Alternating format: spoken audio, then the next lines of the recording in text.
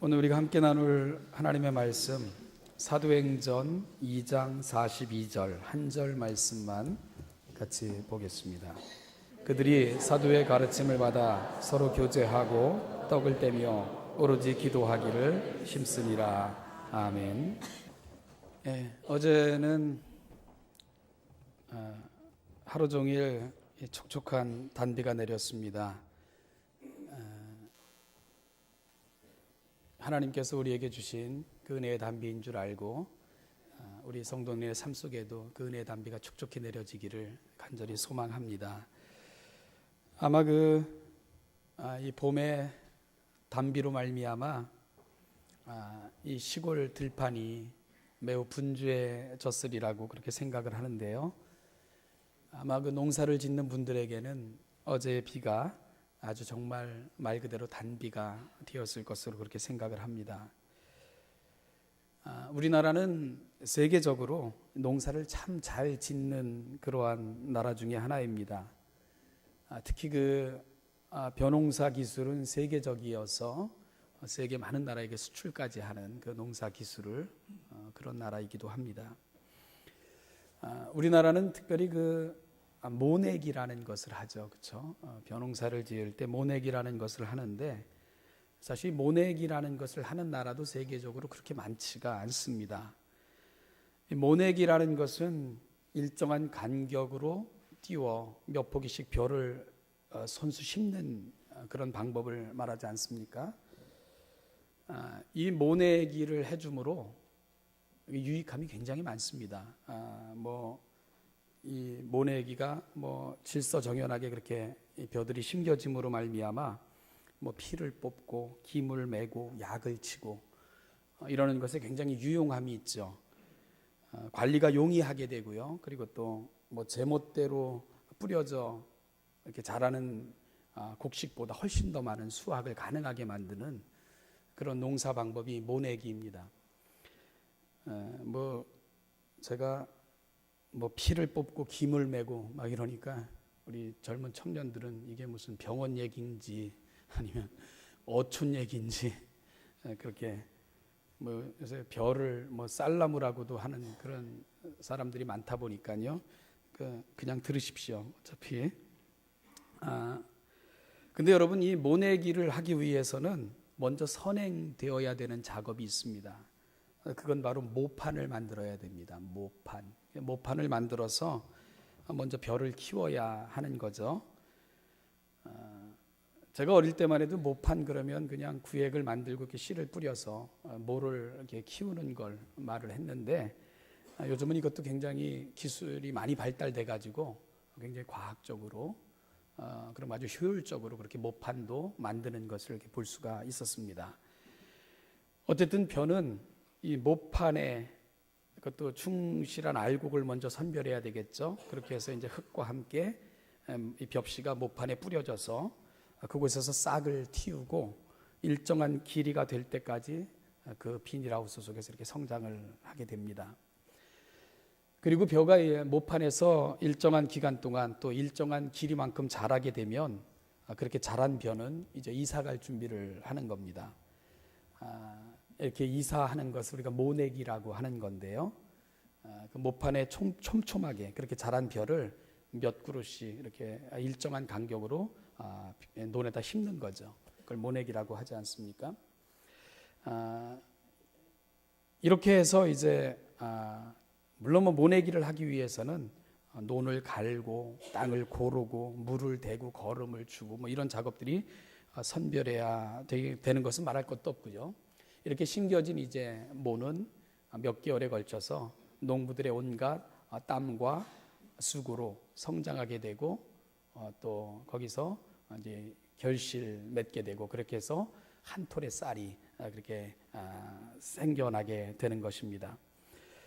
그러니까 이 한 톨의 쌀이 이렇게 만들어지기까지는 얼마나 많은 시간, 얼마나 많은 수고, 얼마나 많은 노력의 결과가 한 톨의 쌀인가 하는 것을 우리가 알게 되면 이 식탁의 감사는 이 기독교인들뿐만이 아니라 정말 이 가르쳐져야 될 모든 세대가 알아야 될 신성한 의식과도 같은 것이 돼야 되겠다 이런 생각을 해보게 됩니다. 제가 지금까지 설명한 것을 들으시면서 우리 어르신들은 제법 안 해. 그런 분들도 계실 거고, 어떤 분들은 틀렸어. 그런 게 아니야 라고 말씀하시는 분들도 계실 거고, 뭔가 좀 아쉬워 이렇게 말씀하시는 분들도 계실 겁니다. 제가 어릴 적에 이렇게 봤고 경험했던 걸 대충 설명을 한 거기 때문에 이해해 주시기를 바라고요. 어쨌든 제가 농사 기술을 말씀드리려고 하는 건 아니기 때문에 이해를 부탁합니다. 제가 먼저 모판 이야기를 꺼낸 것은 지금부터 제가 하고자 하는 설교와 많은 연관이 있기 때문에 잠시 말씀을 드린 겁니다. 저는 오늘부터 몇 주간에 걸쳐서 사도행전에 나타나는 교회들을 좀 살펴보고자 합니다. 장로님 기도하신 것처럼 우리가 지난주에 신원예담교회 선포식을 우리가 가졌지 않습니까? 이름을 바꾸면서 우리 마음속에 부담도 있고요. 그리고 또한 열망도 있고 갈망도 있고 소망도 있습니다. 바로 이 부분을 하나님께서 이 땅에 세우셨던 교회들을 다시 한번 살펴보면서 우리 신원예담교회가 어디로 어떻게 나아가야 될 것인가 그 방향을 같이 한번 고민해보고 정해보는 그런 시간이 되기를 소망하면서 제가 몇 번에 걸쳐서 이 사도행전에 나타나는 교회들을 여러분과 함께 나누면서 우리 방향성을 점검해보는 그런 시간이 될 수 있기를 바랍니다. 제가 오늘 여러분과 첫 번째로 소개하며 나누고자 하는 교회는 예루살렘 교회입니다. 우리가 흔히 초대교회라고 이렇게 일컫기도 하는 교회인데요. 초대 예루살렘 교회라고 말하는 것이 조금 더 정확한 명칭이 될 것입니다. 이 초대 예루살렘 교회를 오늘 오전, 오늘 오후, 수요일까지 제가 3번에 걸쳐서 이 교회를 여러분에게 소개하고자 합니다. 예루살렘 교회를 먼저 생각하게 된 것은 물론 기독교 최초의 교회이기도 합니다만 이 예루살렘 교회는 모든 교회의 모교회적 성격을 가지고 있고요. 또한 제 개인적인 생각으로는 이 초대 예루살렘 교회는 모판과도 같은 교회다 이런 생각이 들었기 때문에 이 교회를 가장 먼저 여러분에게 소개하고 싶었습니다. 오늘 아침은 바로 그 예루살렘 교회의 형성과 특징을 잠깐 살펴보면서 오늘 하나님이 신원예담교회를 향해 갖고 계신 마음을 함께 좀 나누어 보기를 원합니다. 어떻게 예루살렘 교회가 시작이 되었는가? 물론요, 초기에 초대 예루살렘 교회 그렇게 우리가 이름을 붙였다고 해서 거대한 건물의 편말이 우리 교회처럼 이쁘게 붙어 있는 그런 건물을 연상하시면은 안 됩니다.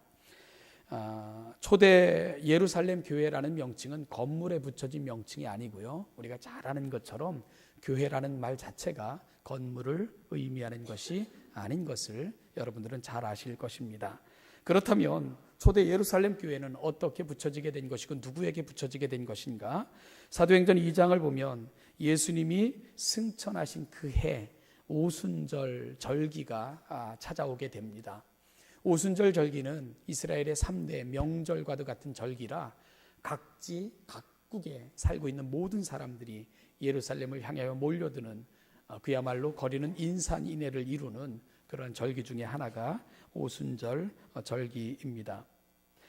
각국으로부터 많은 사람이 모여들 때 예수님의 제자들도 오순절 날을 지키기 위해서 다 같이 한 곳에 모여 있었습니다. 그때 하늘로부터 강하고 급한 바람 같은 소리가 있어 그들이 앉아 있었던 집에 가득하게 됐고요. 마치 불에 혀같이 갈라지는 것들이 그들에게 보여졌고 각 사람 위에 하나씩 임하는 그런 그들이 놀라운 광경을 경험하게 됩니다. 성령께서 그들의 모여있는 자리에 찾아오셨던 것입니다. 그리고 그들을 성령으로 충만케 하셨습니다.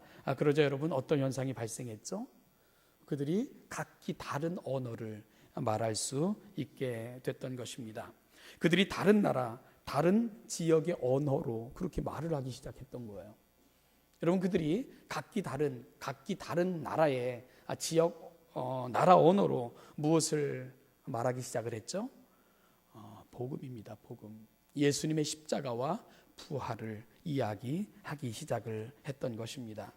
이들이 전하는 말은 그 파급 효과가 대단했죠. 천하 각국으로부터 오순절을 지키기 위해 모여들었던 큰 무리가 각기 자기들의 난 곳 방언으로 그렇게 복음을 듣게 됐던 것입니다. 하나님께서 예수 그리스도의 십자가와 부활로 인하여 이 땅에 주어진 그 복음을 전 세계 복음이 되게 하시고자 그들에게 특별한 은혜를 주셨던 것입니다.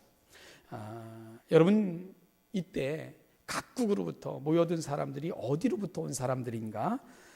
사도행전 2장 9절 10절을 보면 그들이 자신들을 소개하기를, 이 사도들로 말미암아 복음을 들었던 사람들이 자신들의 출신지를 소개하는데 바데인, 메데인, 엘람인, 메소포타미아, 유대와 갑바도기아, 본도와 아시아, 부르기아, 밤빌리아, 애굽, 구레네, 리비아, 그레데, 아라비아, 심지어 로마에서까지 왔노라고 자신들을 소개하고 있습니다. 그야말로 그 오순절날 예루살렘에 모여 그 사도들로부터 복음을 듣던 사람들은 유럽, 아시아, 아프리카, 중동까지 포함한 세계 각지 모든 곳으로부터 모여들었던 사람인 것을 우리가 알게 되는 것입니다. 그런데 여러분, 그들이 어떤 걸 경험하고 있다고요? 각기 자기 나라 언어로, 심지어 자기가 태어난 곳 방언으로 복음을 듣게 됐던 것입니다.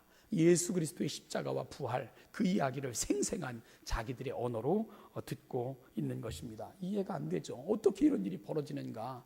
갈릴리 촌구석에서 태어난 사람들이 언제 저렇게 유창한 외국어를 할 수 있게 됐는가? 놀랐죠. 그리고요, 그들이 하는 일들을 이해하지 못하는 멀찌감치 떨어진 사람들은 그 언어를 들을 수도 없었고 중얼중얼 거리는 소리만 들렸겠지요. 그래서 어떤 사람들은 말하기를, 야, 이들이 술에 취했구나, 술에 취했구나, 뭐 이렇게 조롱하는 사람들도 있었다고 누가는 기록을 하고 있습니다. 술 취해서 이렇게 외국어가 능숙해진다면 굉장히 매력적인 술 아닙니까? 외국에 있을 때 영어 하나 때문에도 얼마나 고생을 만한. 어쨌든 여러분, 지금 그들이 경험하는 이 신비한 것들을 어떻게 설명을 할 수가 없었던 것입니다. 그래서 일부는 폄하하기도 하고요, 또 일부는 조롱하기도 하고 그랬던 것이죠. 그러자 이 소동 속에서 베드로가 이제 그 사도들 속에 서서 이 현상에 대해서 소개를 하기 시작을 합니다. 많은 군중들에게 이 일을 소개하기 시작을 했던 거죠. 어찌 보면 베드로가 행했던 첫 번째 대중연설이고 대중설교인 셈입니다. 그는 먼저 웃으면서 이 현상이 술 취했기 때문이 아니라는 것을 이야기합니다. 베드로는 지금이 제 3시인데, 3시라고 하면 우리로 말하면 오전 9시예요. 그런데 오전 9시에 술 먹고 취할 리가 있겠는가? 그러니까 술 취함 때문이 아니라는 것을 이야기합니다. 그리고 그는 이 일은 이미 하나님께서 구약 성경을 통해서 예언하셨던 부분이라는 것을 요엘서 2장 17절부터 21절에서 요엘 선지자의 말을 인용하면서 이 일은 이미 구약에 예언되어졌던 사실인 것을 베드로가 이제 증언하기 시작을 하는 것입니다. 우리 사도행전 2장 17절부터 21절 한번 교독하는 방법으로 한번 읽어볼까요? 제가 먼저 17절 읽겠습니다. 하나님이 말씀하시기를, 말세에 내가 내 영을 모든 육체에 부어주리니 너희의 자녀들은 예언할 것이요 너희의 젊은이들은 환상을 보고 너희의 늙은이들은 꿈을 꾸리라.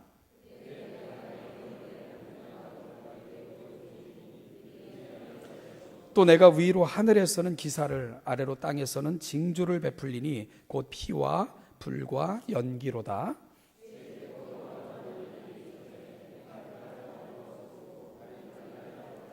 같이 읽죠. 누구든지 주의 이름을 부르는 자는 구원을 받으리라 하였느니라. 아멘.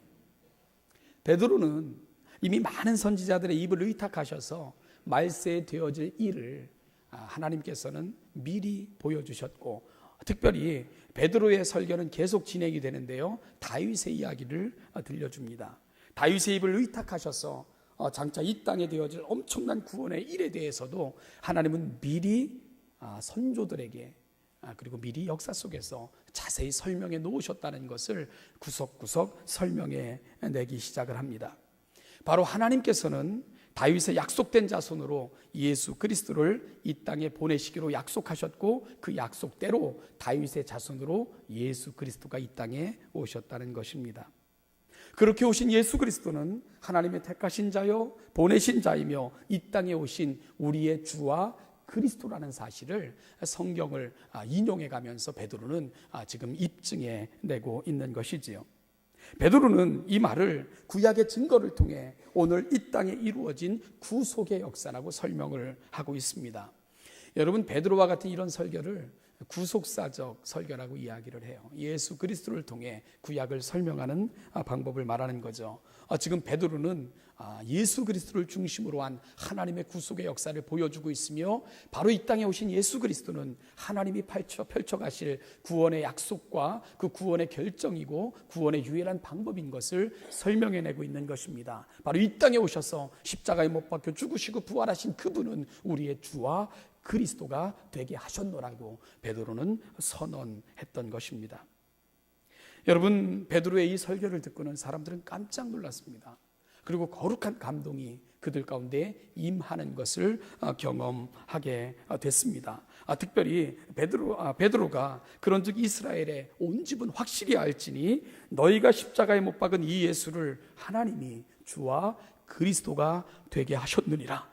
이 말을 듣고는 그들이 견딜 수가 없었습니다. 큰 소동이 일어났고요. 거룩한 그런 두려움이 그들 가운데 임하기 시작을 했습니다. 우리가 십자가에 못 박은 그분이 하나님이시고 하나님께서 이 땅에 보내신 우리의 주와 그리스도라는 그 설명 앞에 그들은 전율과 같은 그런 감동과 두려움을 느낄 수밖에 없었던 것입니다. 그러자 그들이 베드로를 향해서 이렇게 부르짖었던 것이죠. 형제여, 우리가 어찌할꼬? 형제들아, 우리가 어찌하면 좋겠는가? 우리가 주와 그리스도를 십자가에 못 박아 죽게 만들었구나. 이런 두려움이 임하게 됐던 것입니다. 멘붕 상태에 빠진 거예요. 그들이 심한 멸시와 모욕, 그리고 무관심과 무분별한 선택으로 말미암아 십자가에 내어 주어 죽게 만든 그분, 바로 그분이 하나님이 택하신 그리스도며 우리의 주님이라는 사실을 그들이 이제 알게 됐기 때문에 그렇습니다. 그래서 그들은 두려움에서 이렇게 부르짖을 수밖에 없었던 거죠. 형제여, 우리가 어찌할꼬? 형제여, 우리가 어찌할꼬? 마치요, 이사야 선지자가 하나님 앞에 섰을 때에, 그 거룩하심 앞에서 나를 보았을 때에 그의 입에서 터져나온 것과 동일한 외침인 것입니다. 화로다, 나여 죽게 되었구나. 화로다, 나여 죽게 되었구나. 우리가 십자가에 내어준 그분이 주와 그리스도라니. 여러분, 그 거룩한 두려움이 그들 가운데 임했던 것입니다. 사실 하나님을 만난 사람들은 모두가 이런 경험을 하게 됩니다. 그리고요, 이런 거룩한 두려움, 감동을 가리켜 하나님의 효과적인 부르심이라고 조직신학에서는 말을 하는 것입니다. 하나님을 향해 우리가 나아가는 그 첫걸음은 바로 거룩한 두려움으로부터 시작되는 거예요. 내가 이 죄의 모습을 가지고 어떻게 살아갈 것인가? 내가 이 속된 모습으로 어떻게 하나님을 배울 것인가? 바로 거기서부터 나 자신을 향한 근본적 깨달음과 두려움이 생겨나게 되는 것이지요. 여러분, 하나님 앞에 서보면 우리를 보게 되거든요. 우리가 얼마나 추하고 우리가 얼마나 더럽고 어리석은지를 보게 되는 것입니다. 내가 얼마나 큰 죄인인가를 알게 되는 거지요. 그래서 거룩한 두려움이 우리 가운데 찾아오는 것입니다. 사랑하는 여러분, 우리에게 이런 느낌, 감정, 이런 감동이 밀려오면 우리는 어떻게 해야 될까요? 우리는 어떻게 해야 될까요? 베드로는 그 세대를 향해서 이렇게 알려줍니다. 너희가 회개하여 각각 예수 그리스도의 이름으로 세례를 받고 죄 사함을 받으라. 그리하면 성령을 선물로 받으리라. 이렇게 말씀을 갑니다. 여러분, 베드로가 두려워하는 사람들을 향해 너희가 죄를 졌냐? 그럼 죄값을 치루어야지. 아니면 원상복귀를 시켜놔야지. 가서 죽인 예수의 시체를 가져다가 다시 살려라. 아니면 너희가 그 죄에 대한 대가를 자청하든지 자수하든지 너희들이 다 감당해야 될 것이다.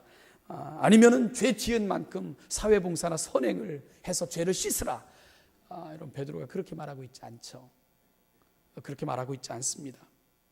베드로는 그 세대 앞에 단지 회개하고 예수 그리스도의 이름으로 세례를 받고 죄사함을 받을 것을 요청하고 있습니다. 진심으로 지은 죄를 자각하고 그 죄를 슬퍼하며 우리 주 예수 그리스도만이 희망이고 소망인 것을 영접하라는 것입니다. 그거면 충분하다고 말씀해 주고 있습니다. 여러분, 그것이 왜 충분한 줄 압니까? 그거면 왜 충분하다고 베드로가 말하고 있는 줄 아세요? 그것이 바로 하나님의 방법이고 약속이기 때문에 그런 것입니다.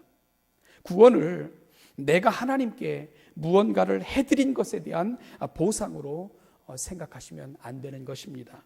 구원은 하나님이 제시하신, 우리 스스로는 인류가 살아가는 삶을 통해서는 도무지 구원의 방법이 없기에 하나님께서 우리에게 구원의 방법까지, 또한 구원의 모든 유효한 수단까지 다 마련해 놓으시고 그것이 내가 너희에게 주는 선물이라고 말씀하신 것입니다. 우리는 그것을 받아들이는 것이지요. 하나님의 방법이 뭐죠? 그것이 바로 죄 없는 자로 죄 있는 자의 죄를 대신케 하여 하나님 스스로의 공의를 완성하시는 방법으로 그 구원을 충족해 가셨던 것입니다. 여러분, 죄 있는 자에게 죄 없다 인정하시기 위해서 하나님은 죄 없는 자를 죄 있는 자로 삼아 그렇게 십자가에 죽이셨던 것입니다. 그리고 그를 통해서 죄 있는 자를 죄 없다고 대신 인정해 주신 것이지요. 그것을 우리가 칭의, 의롭다고 인정함을 받는 것으로 설명을 하는 것입니다. 하나님의 나라는 죄 있는 모습으로는 들어갈 수 없습니다. 여러분, 하나님의 나라는 죄로 인하여 그 백성들이 추방되어진 그런 나라 아닙니까? 우리 에덴 동산의 이야기를 해볼까요? 왜 사람들이 그 동산에서 추방당하게 됐나요? 죄 때문인 것입니다. 그리고 죄 때문에 그 나라로부터 백성들은 쫓겨나게 됐던 것이지요. 여러분, 이제 그 나라가 예수 그리스도의 재림으로 말미암아 완성될 것이라고 성경은 증언해 주고 있는데요. 그때 그 나라에 들어갈 자격을 갖춘 사람들이 누군가? 구원받은 사람들이 들어가게 되는 겁니다. 그런데 그 구원이라는 것이요, 나의 행함과 선행으로 주어지는 것이 아니라 하나님이 우리 가운데 마련해 놓으신 그 구원의 방법을 받아들이고 그 구원의 방법대로 하나님 앞에 이를 수 있는 사람들, 이들만이 그 나라에 들어갈 수 있는 자격이 있는 사람들이라고 성경은 끊임없이 우리에게 알려주고 있습니다. 그 방법이 뭡니까? 바로 베드로가 그 시대 사람들에게 알려줬던 그 방법입니다. 너희가 회개하여 각각 예수 그리스도의 이름으로 세례를 받고 죄사함을 받으라. 그리하면 성령의 선물을 받게 될 것이다.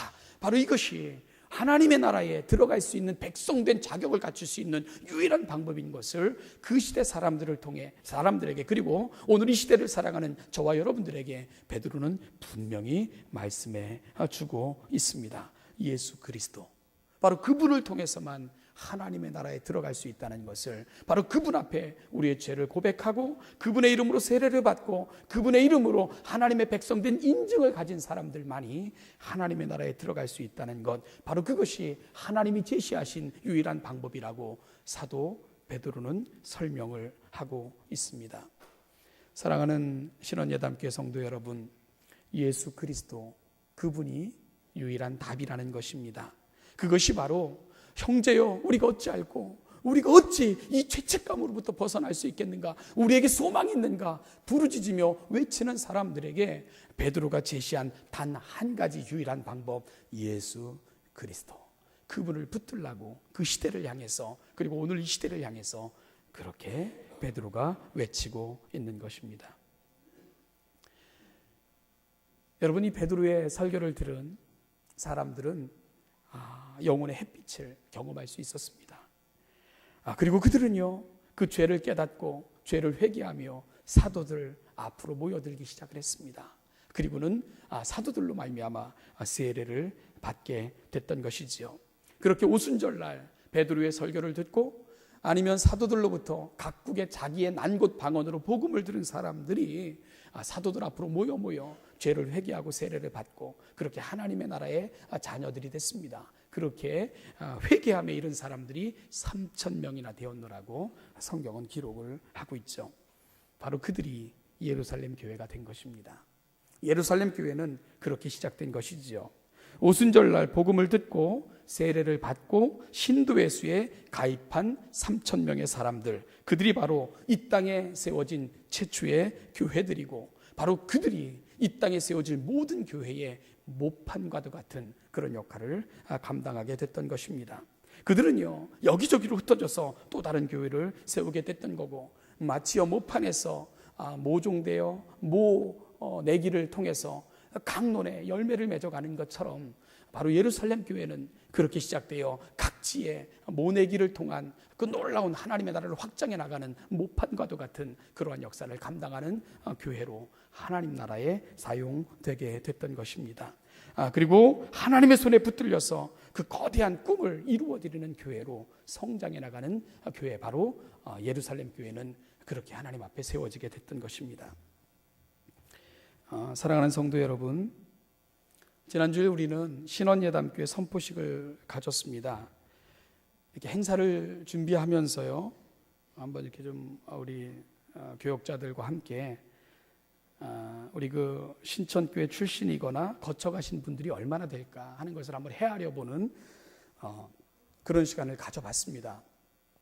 근데 그 참 특이하게도요, 우리 교단에 그 많은 교회들이 있는데 이 가장 많은 교역자들과 또 교회를 세운 두 교회가 있어요. 우리 교단에. 그 교회가 어떤 교회인 줄 아세요? 한 교회가 저 지방에 있는 한천교회라는 곳인데, 정말 그 아주 약한 교회인데도요 가장 많은 목회자를 배출하고 그런 교회였고요. 또 한 교회가 바로 우리 신천교회였습니다. 그러니까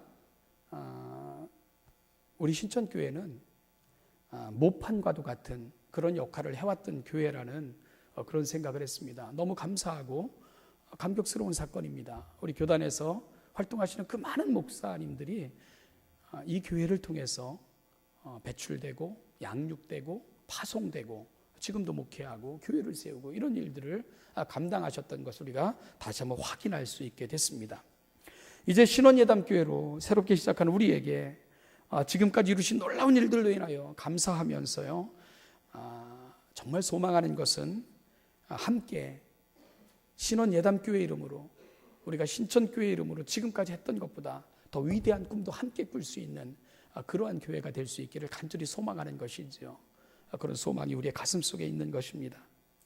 오순절 그날에 모여든 많은 사람들이 각기 자신들이 태어난 곳 방언으로 복음을 들을 수 있었던 것처럼 정말 우리 사랑하는 시원한 예담교회가 이 시대 모든 지역, 모든 세대에게 복음을 전하고 들려주는 그러한 사명을 이제도 감당할 수 있고 앞으로도 감당하는 그런 교회로 세워져 가기를 간절히 소망합니다.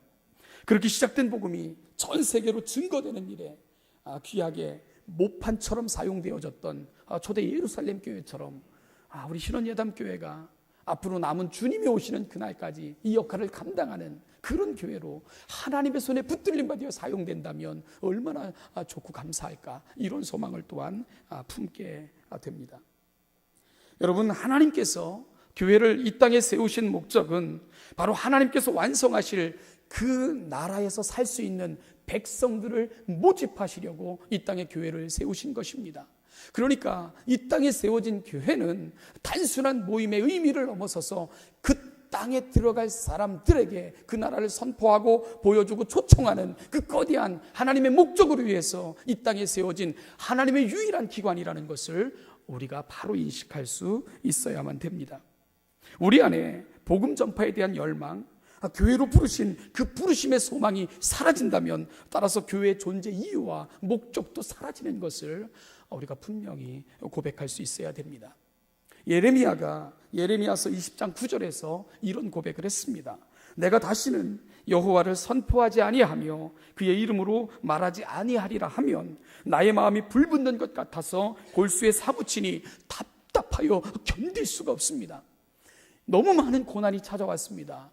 왜요? 하나님의 말씀을 전하는 것으로 인해서 예레미야는 단 하루도 편할 날이 없었습니다. 그래서 결심합니다. 내가 입을 다물리라. 내가 다시는 이 복음을 전파하지 않으리라. 내가 하나님의 말씀을 이 시대 사람들에게 다시는 증거하지 않으리라.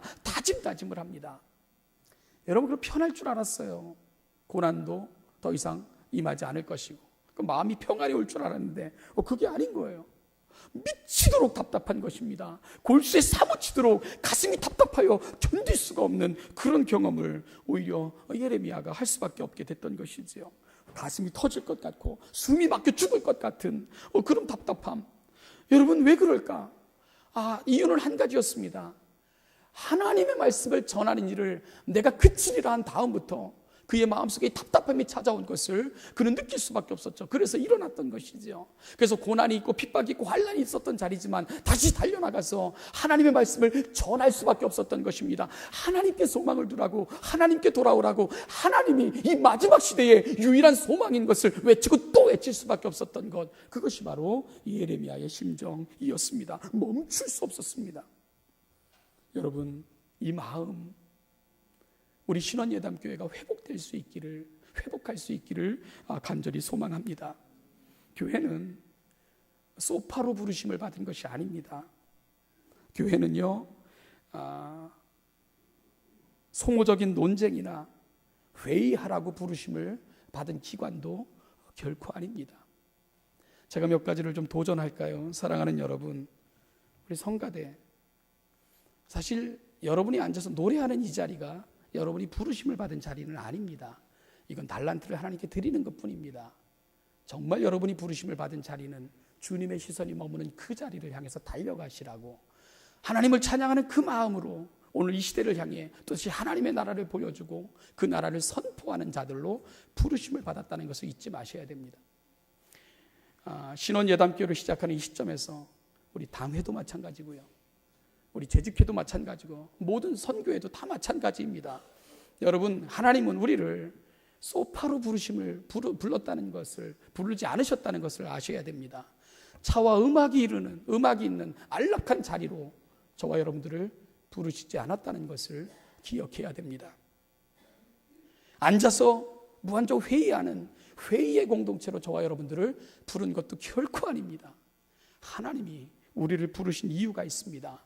그것은 바로 이 시대에 복음을 들려주는 교회, 그리고 또 다른 곳에 복음이 들려지는 역할을 감당하는 모판과 같은 교회, 그리고 하나님의 마음이 있는 곳에 우리의 마음이 달려가는 그 열정이 있는, 그렇게 해서 하나님의 나라에 거할 백성들을 모집하고 그 하나님의 나라를 선포하는 공동체로 저와 여러분들을 불러 이 자리에 앉혀놓으신 것을 다시 한번 확인받고 하나님이 부르신 그 부르심의 자리로 돌아갈 수 있는 저와 여러분, 우리 사랑하는 신원예담교회가 될 수 있게 되기를 주님의 이름으로 축복합니다.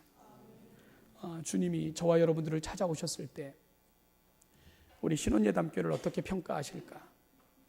사랑하는 여러분, 안락한 곳에, 그리고 편안한 곳에, 그리고 부르심과 소망의 이유도 전혀 발견하지 못한 채 그렇게 소모하는 일에 그렇게 우리의 시간들을 사용하다가 주님 만나지 말고, 주님이 원하시는 그 마음 품고, 주님이 바라보시는 그 시선 놓치지 말고, 주님이 기대하셨던 곳에 우리의 마음도 있어 정말 주님께서 이곳에 교회를 부르신 그 부르심의 상을 위해 달려가다가 우리 주님이 우리를 부르시는 그날 기쁘고 감사하게 주님 앞에 설 수 있는 이 시대에 또다시 모판과도 같고, 그리고 복음의 놀라운 역동성도 보여주는 교회로 주님 앞에 사용되다가 주님 앞에 함께 설 수 있는 우리 사랑하는 신원예담교회 모든 성도들 되시기를 주님의 이름으로 축복합니다.